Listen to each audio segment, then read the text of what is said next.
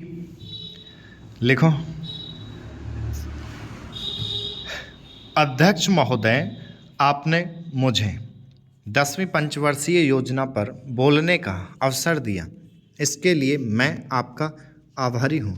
आपने मुझे कम समय दिया, उसके लिए भी आभारी हूँ। अभी मेरे से पूर्व कुछ सदस्यों ने हम पर यह आरोप भी लगाया कि हम योजना में विश्वास नहीं रखते। उन्होंने तो यह भी कहा कि हमारे चुनाव घोषणा पत्र में भी उनको इस बारे में कुछ नज़र नहीं आया। मैं इस बारे में यह निवेदन करना चाहता हूं कि उन्होंने कोई दूसरा घोषणा पत्र देखा, गलत घोषणा पत्र पढ़ा और उसी को हमारा घोषणा पत्र समझ बैठे। लेकिन मैं यह कहना चाहता हूं कि हमारा घोषणा पत्र इस समय मेरे पास है। इस घोषणा पत्र में हमारी घोषणा में योजना के बारे में स्पष्ट रूप से कहा गया है कि हम योजना पर विश्वास रखते हैं, लेकिन ऐसी योजना पर विश्वास नहीं रखते जो जनता के दुखों को दूर नहीं कर सकती, जो जनता के कष्ट दूर नहीं कर सकती।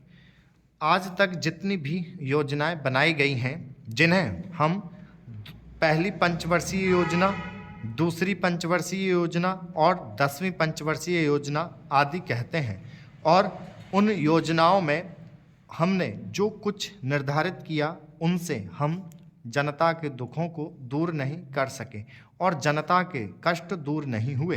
इन योजनाओं के परिणाम भी हमारे सामने हैं। बड़े बड़े अनुभवी बैठे, उन्होंने योजनाएं बनाई, लेकिन योजनाएं ठीक प्रकार से कार्यान्वित नहीं की गईं।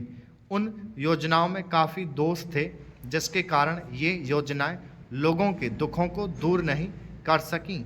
लोग दुखी ही रहे। मैं यहाँ पर कहना चाहता हूँ कि जो हमारी योजना थी उसका परिणाम क्या निकला। उसका परिणाम यही निकला कि हमें रुपए का मूल्य कम करना पड़ा। जो योजना होती है वह राष्ट्र धन को ऊंचा करने के लिए बनाई जाती है, लेकिन हमारे सामने आंकड़े हैं, इसका परिणाम हमारे सामने है। हमने अब तक 9 पंचवर्षीय योजनाएं कार्यान्वित की हैं, लेकिन हमारी प्रति व्यक्ति आय में और जीवन स्तर में अपेक्षित वृद्धि नहीं हुई है। यह दुख की बात है। मैं यह कहना चाहता हूं कि हमारा ऐसी योजना में विश्वास नहीं है जो जनता के कष्टों को, जनता के दुखों को दूर ना कर सके। हम ऐसी योजनाओं पर विश्वास करते हैं जो उनकी आयु बढ़ा सकें। स्टॉप। 120 की स्पीड थी ये, ठीक है।